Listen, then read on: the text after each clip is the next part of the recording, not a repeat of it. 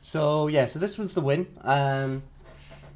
So we won't go too in depth in this one, but I do still want to cover it. So in terms of this clear, so this is in my opinion a really good clear path that you can do on Kayn, where Yeah. you basically go from your when my epic pen wants to load, unless it's so there we go. So you get these, and then you can E over to this, and then you get your red, which obviously means you keep your red for a bit longer, and go up, and then if you clear this, you can then go this into this like this, and then you create a path into bot side, you know, Yep. which is really good on these kind of farming junglers. Obviously the Shyvana was a bit annoying in this one, but it didn't really matter. She wasted so much time. So this was a good smite to get that. And then yeah, we got out. We did have to flash there, which was good that you actually used your flash. I know in previous weeks we did discuss how sometimes you were not really using your flashes enough, and you were holding on to it. So it's good to see that you've altered that a little bit. Obviously she did use Ignite there, which is good. And then we get this nice clear path downwards. So Callista did actually get first blood here, and so one of the big things with this game is you actually want to play it a little bit more heavy on the kind of playstyle that you want to go to. You want to go a little bit more aggressive, right? Because it's kind of like the Kai'Sa, you know, will outscale the Kalista eventually. So your job is to basically make sure that you play around this really strong lane, and make sure that you just pop off as much as possible. Obviously, Akshan is fairly good late game because of his like early into the game his revive isn't great, but later on into the game it's very good, because obviously when those death timers are stacking up, it's super good if he can revive everyone. So here, so this was like the first big fight, right? So this was a fight that we were very hesitant on taking, but again, this is kind of this is why we were like, no, fight, because Callista is so strong in the early game, and you've got a Rel, and Rel is also incredibly strong in kind of like the early game because of the amount of CC she has. So you just need to continuously keep doing damage. Now, obviously, this was good that you changed focus and went on the Kai'Sa as soon as Leona reduced all of her CC, and you know it turned into a really good fight for us. So one of the big things is I feel like sometimes we're playing very kind of passively when we don't really need to, and I think a lot of that comes from the fact that we're not really evaluating what kind of tools we have elsewhere. So obviously early, mid and late are super important to evaluate where you can go to. Obviously if you have a lane that is very strong in the early game and they have CC and you're playing someone like Kayn, it's very good to go to those lanes because they have more than enough damage and it's basically free stacks for you, right? So obviously Yeah. farming is super important. You know, if you do have winning prio in solo lanes and you can actually look to just live in the enemy jungle, but Akshan is a little bit of a difficult champion to play, so you have to be a bit careful about what he wants to do. And also Akali doesn't really have any wave clear either, so playing a little bit more defensive and playing for the spot lane is really good in this kind of game, instead of, you know, different ones where you can play for jungle, stuff like that. So here you have so much healing from the jungle anyway, you can just full clear everything away.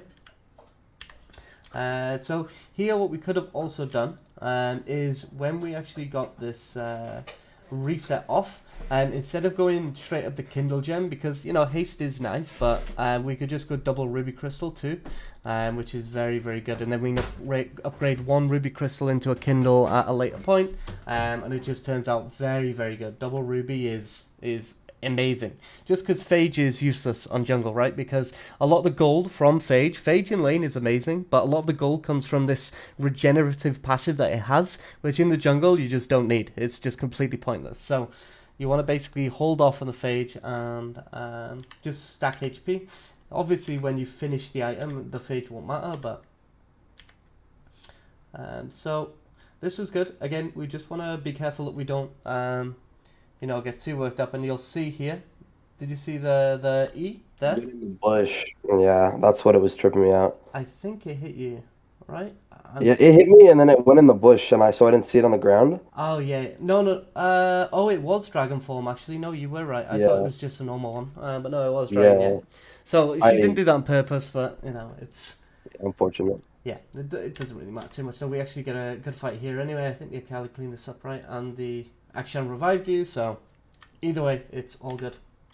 Although, when we're going Red Kayn, so obviously this is a game where Red Kayn is great just because you have a damage dealer here, a damage dealer here, and a very heavy damage dealer that's 4 and 0. So in this game, you know, you don't really need to go Assassin anyway. The only thing that we do need to change is we need to make a better rune page for when we're against for when we're going red form, just because in this game going this page was really grief. So the boots are not really needed. We don't really want to get free boots because they don't matter, but we do want to get all futures market, but resolve is incredibly underrated.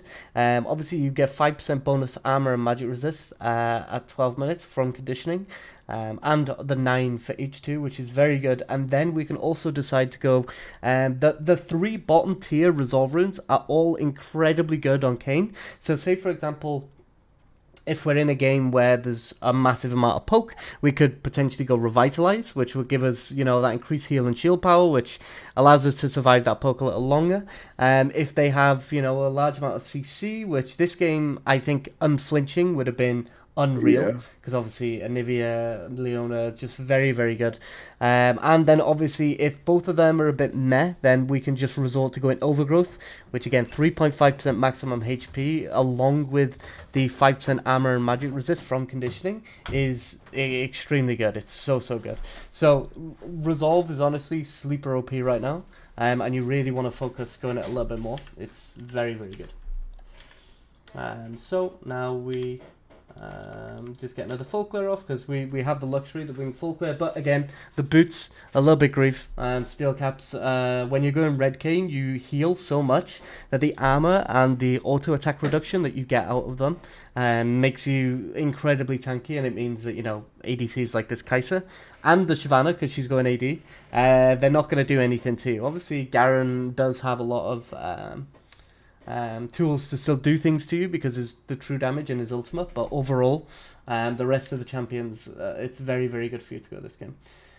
So we did manage to get a nice little kill here, where we're going to ignore the ground. We're going to watch it again, but you know, we did.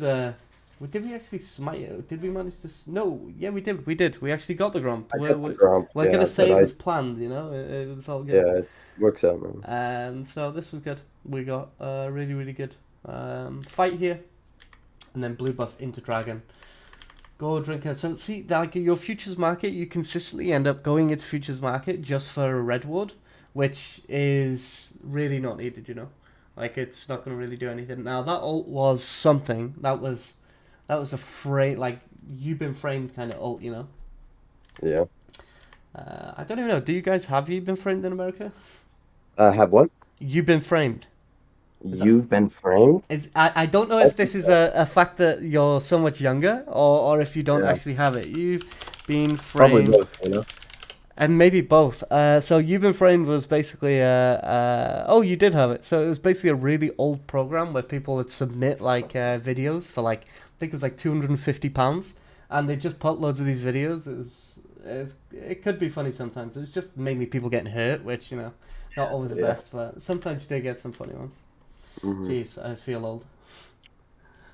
Right, so we did miss that W a little bit. Again, when we're throwing this W out, we want to kind of aim it towards where they're going to be rather than where they currently are. Or I mean, to be fair, we're just a bit wide in general, I think. Don't worry about rushing your abilities in situations like that. It's just more important that you land them. Again, we get the red. So Herald at this point is obviously a little bit useless. But because it's a bounty, it kind of has a value now compared to last season, where obviously you end up getting the Herald, which denies them that bounty, and then if they were to get it and get, say, 2 towers, then they've got a lot of bounty gold off that one Herald. So second Herald is still useless, but you still have to kind of get it in kind of these games now.